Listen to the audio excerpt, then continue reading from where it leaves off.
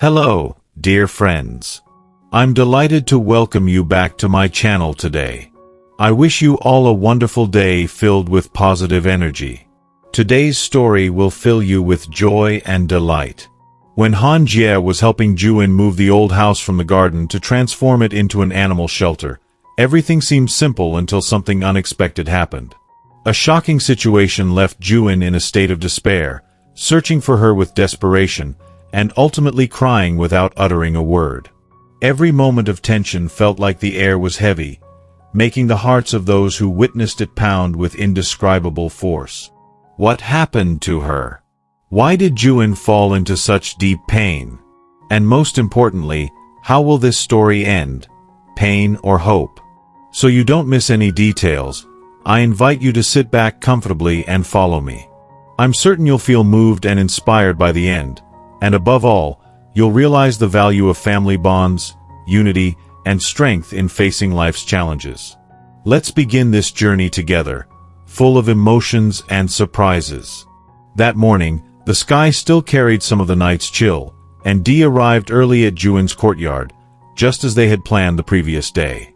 The rooster's crow echoed in the village as the sunlight spread across the dirt road, signaling the start of a new day.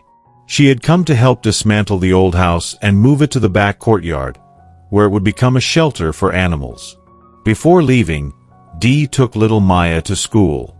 During the trip, the girl told her about the innocence that lit up everything like the dawn's glow. When she returned, Dee was surprised to find Huyen had already started. In the middle of the courtyard, she dismantled the wooden planks with her slender hands and piercing gaze. The garden, which until recently was full of harmful weeds, now looked clean and organized, ready to receive the relocated house. Dee approached and said softly, "Have you started arranging things?" Huyen looked up, smiling. Despite her exhaustion, her cheeks were flushed from the sun. "Yes. And you, how's Maya doing on her way to school? Did she behave?" Dee nodded with a gentle smile. "She's fine. On the way back, I stopped by a friend's house to ask for help with a task, but he wasn't there today. He had gone to work."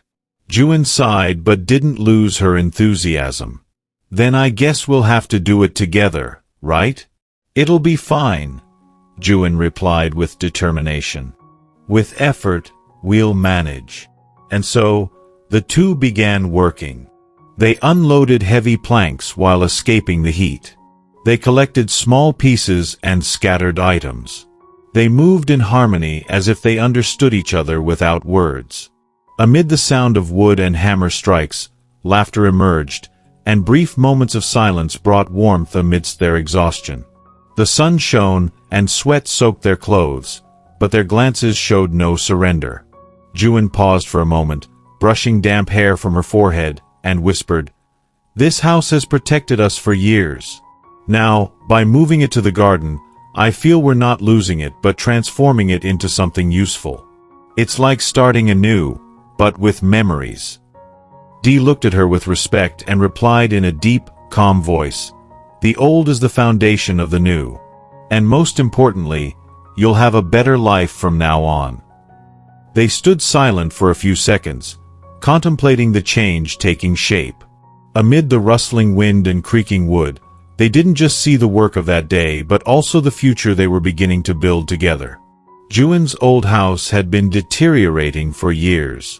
White ants had eaten away at its wooden beams, and it had crumbled to its core. She and her husband had dismantled it completely, leaving only the kitchen, which seemed sturdy. Their plan was to move the fireplace's legs to the back garden, where Huyen had already cleared and prepared the ground.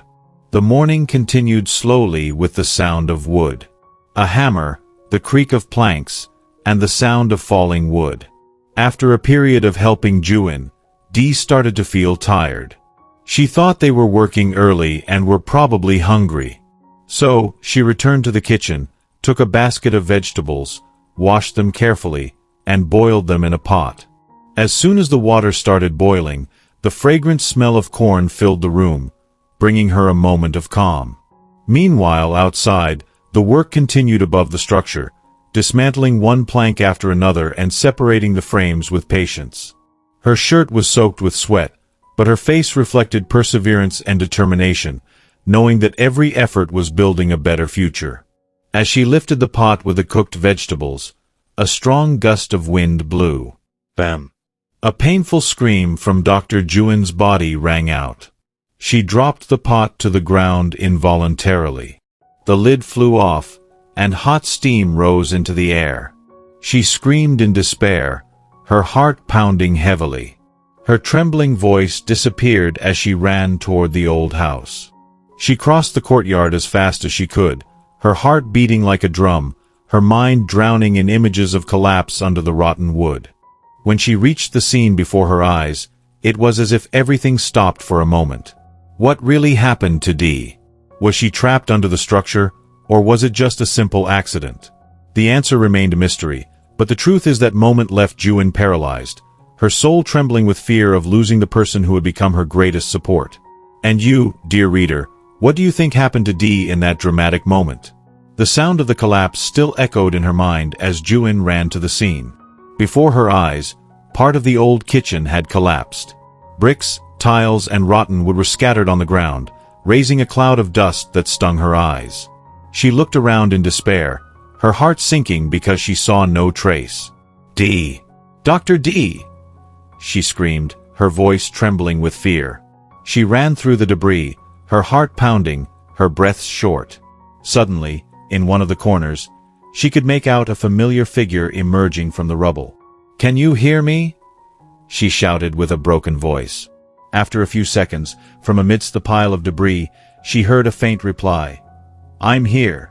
I'm here." Hearing her voice, Huyen felt her soul return to her body. Without thinking, she knelt and pushed the debris with her trembling hands. Finally, she saw her. She was trying to pull herself out, her face twisted with pain, but her gaze was steady, trying to appear calm. Huyen rushed to her, grabbed her arms tightly, and pulled her from the chaos. As she helped her stand, she asked repeatedly, almost crying, "Are you hurt? Does anything hurt? My God, I was so scared." She shook her head gently, her face covered in sweat and dust. "I'm fine. I was only trapped for a moment. Thank God you arrived in time." When she saw Huyen breathing, she calmed a little, though her tears still held back her vision. She squeezed her hand tightly, her voice trembling. "If something had happened to you, I don't know what I would have done." In that moment, amidst the wreckage of the old kitchen, they stood staring at each other in silence. After the fear she felt, Huyen understood one thing clearly. Dee's presence was more precious than anything else. Huyen's face was distorted, her eyes red from crying when she saw her lying under the rotten wood remains. Her heart nearly stopped when she managed to whisper, "I'm fine." Then she lost consciousness. In that moment, Huyen drowned in despair. She knelt beside her with trembling hands, shaking her repeatedly, screaming, "Wake up! Don't leave me, please open your eyes." Her tears fell on her face and soaked her dusty shirt. She tried to pull her from the debris, but her body was too heavy. All her attempts were in vain. In the midst of panic, she raised her voice with all her strength. "Is anyone there? Help, please." Only the wind responded, rustling the dry leaves in the courtyard. There was no one, and only her desperate cries remained. The pain trapped her. She hugged her like a child, pressing her tear-soaked face against her chest. Then, suddenly, she felt her body move. Her eyes opened slowly, and with a weak but determined gesture, she wrapped her arms around Huyen. Her hoarse, silent voice broke. A faint smile appeared with the word. Huyen looked at her, stunned, her tears still glistening on her eyelashes. "Are you okay? Are you really okay?" She nodded calmly. "I'm fine, don't worry." She hugged her closer, as if wanting to erase all the fear she felt just moments ago. She looked at her through her tears and relief, with a look of blame. "So, you tricked me? Do you know how scared I was?" Her harsh and warm laughter silenced her. "I was joking a little. I wanted to see how much you cared." Huyen tapped her gently on the shoulder, still crying. "You're cruel," I thought. I thought I lost you. But in her eyes, there was a mix of anger and tenderness shining. It revealed the shock of what she felt. Dee had become an inseparable part of her life. She watched Huyen with a calm smile, realizing that moment showed her the depth of her emotions. Fortunately, the collapse left only minor scratches. There, amidst the remains of the old kitchen, the two stood silent, embracing. They had overcome their greatest fears, and she confirmed her true love. In that moment, without words, the embrace was enough. Enough to erase the pain, enough to confirm that happiness is sometimes born from the weakest moments. A single mother, raising a child while making a living, had often seen that dream as too far away. But now, that seemingly impossible thing appeared before her eyes. Behind this joy were countless hearts that came together. Achieving the best results is the best thing possible with everything new and useful, and the skillful hands of the brother. He had turned a bamboo sign into a room full of happiness. Huyen stepped into the room, gently touched the smooth walls, then sat in front of the sturdy mirror. This is the reality. This application was created by choosing the best possible option. Turning to the brother, she saw he was still adjusting small strands, her eyes welling up again. At the same time, there are many things you can do, and it's a wonderful thing to care about. Everything new in the world of technology is what you're looking for. Sharing is a wonderful and inspiring thing to care about.